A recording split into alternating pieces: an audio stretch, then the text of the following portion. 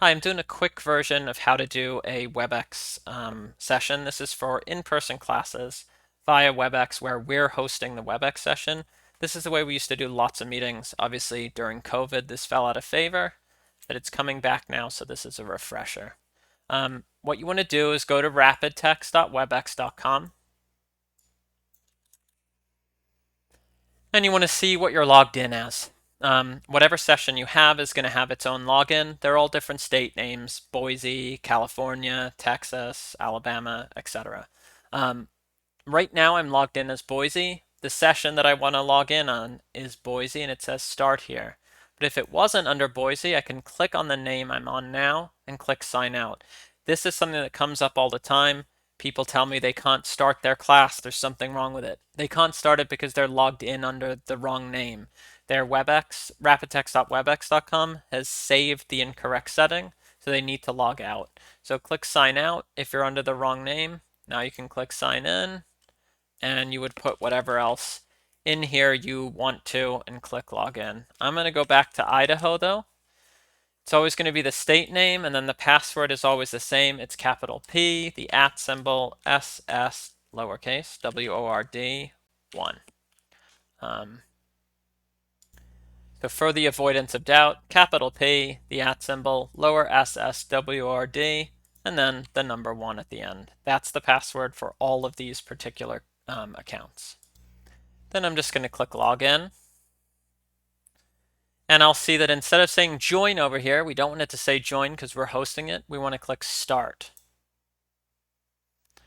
And it will bring us to this sort of lobby screen. This meeting has not started. To start the meeting, I still need to click this start meeting here. Kind of confusing from WebEx, but this meeting is not going until I yet again click start there. And now I'm actually in the WebEx meeting. Number 2 thing we do is we go to our rapid caption and we want to join the particular text cast that we're connected to. So I'll start up rapid caption completely new. I'm opening it up. It's prompting me for a textcast stream. Find the textcast stream. It's going to be information sent to you at the beginning of the semester. It's always going to be same for that particular class. It's going to be in your CMS under the location field next to the particular job you're assigned, and it's going to be in the setup sheet. If it's not in any of those places, you're going to ask myself, Ray, or Imi what it is, but it will be in one of those places, almost guaranteed. I'm going to put in stream03 here, and as always, there's no password here, and I'm going to click OK. When I click OK, the website output for your captions is automatically copied to the computer. So when I go back into WebEx now, I'm going to go back into WebEx, I'm going to share, and I'm sharing multimedia. It's asking me for a URL. I am pasting in the URL. I did not have to copy it. It automatically got copied when I entered it into Rapid Caption. So you can see there's a stream in here, and now I click OK. So you can see there's already some captioning in here from a previous test session. If there's stuff from an old class in there, that's confusing. Go back to Rapid Caption, click Clear Captioning, and put in your new message.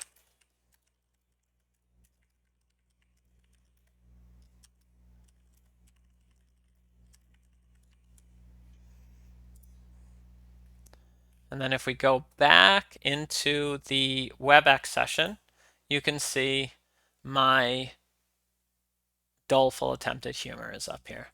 So we know that our captioning is going out via TextCast. What we want to make sure now is that we can hear the particular captioner via our audio. So let's configure our audio settings and then we'll basically be done. You can see right now that under the mute field, it's not muted, and you can see this little green going up and down indicating that I'm on a live mic. That's not good because the students don't want to hear us, we just want to hear them. So I'm going to click the mute button, and now I've got this nice mic with a red hash through it. Okay. Next thing I want to do is make sure my speakers are configured correctly. That's all we care about, is getting audio from the student. So next to the mute button, there's this little downward arrow that brings up the audio options. You can also get it over here in audio and video, but it's right here, so I'm clicking on it.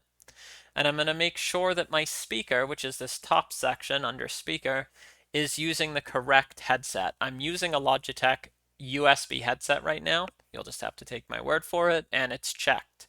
If I want to make sure that it's working properly, I can't hear anything in this session right now because nobody else is in with me. So what I'm going to do is go to settings, and I'm going to test the speaker.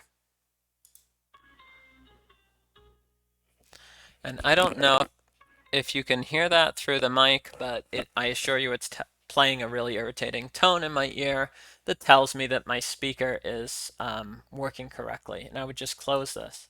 If instead it's not playing, I'm going to make sure that I'm not using a different device than is currently checked off. So if you have like a USB headset and it's coming out your speakers, switch to the USB headset or vice versa. So that is basically it.